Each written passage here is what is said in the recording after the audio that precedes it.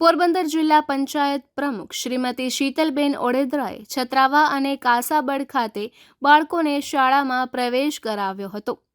રાજ્યવ્યાપી શાળા પ્રવેશોત્સવ અને કન્યા કેળવણી મહોત્સવ અંતર્ગત પોરબંદર જિલ્લા પંચાયત પ્રમુખ શ્રીમતી શીતલબેન ઓડેદરાએ જિલ્લાના છત્રાવા અને કાસાબડ ગામોની શાળાઓમાં ઉપસ્થિત રહી બાળકોને શાળામાં પ્રવેશ કરાવ્યો હતો।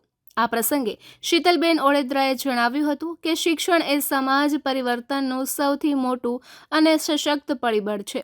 આ પરિબળને વધુ મજબૂત બનાવવા માટે વડાપ્રધાન નરેન્દ્રભાઈ મોદીએ ગુજરાતના મુખ્યમંત્રી તરીકે કન્યા કેળવણી મહોત્સવ અને શાળા પ્રવેશોત્સવની શરૂઆત કરી હતી।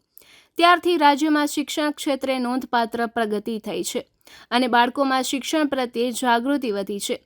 વધુમાં તેમણે કન્યા કેળવણી વાત કરતા જણાવ્યું હતું કે દીકરીઓ માટે સરકારે અનેક કલ્યાણકારી યોજનાઓ અમલમાં મૂકવામાં આવી છે। આ યોજનાઓ દીકરીઓને શિક્ષણ ક્ષેત્રે આગળ વધારવામાં ખૂબ જ મદદરૂપ બની રહી છે।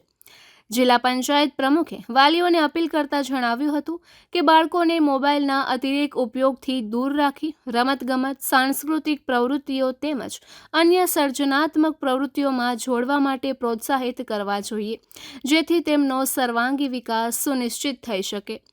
તેમણે છત્રાવા પ્રાથમિક શાળા ખાતે પ્રાથમિક શાળા, આંગણવાડી અને બાલવાટિકાના બાળકોને શૈક્ષણિક કીટનું વિતરણ કરી શાળામાં પ્રવેશ અપાવ્યો હતો તેમજ તેમના ઉજ્જવળ ભવિષ્ય માટે શુભેચ્છાઓ પાઠવી હતી।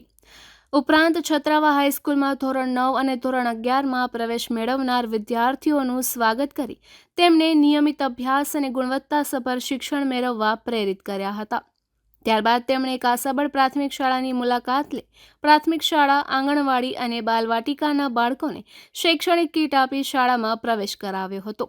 આ ઉપરાંત શાળા પરિસરમાં વૃક્ષારોપણ કરવામાં આવ્યું હતું। વિદ્યાર્થીઓમાં ટ્રાફિક જાગૃતિ વધે તે હેતુથી ટ્રાફિકના વિવિધ નિયમોનું પાલન કરાવી તે માટે સંકલ્પ લેવડાવવામાં આવ્યો હતો। આ કાર્યક્રમ દરમિયાન સ્થાનિક આગેવાનો, સરપંચ, શિક્ષકો, ગ્રામજનો, વાલીઓ તેમજ વિદ્યાર્થીઓ ઉપસ્થિત રહી પ્રવેશોત્સવને સફળ બનાવ્યો હતો।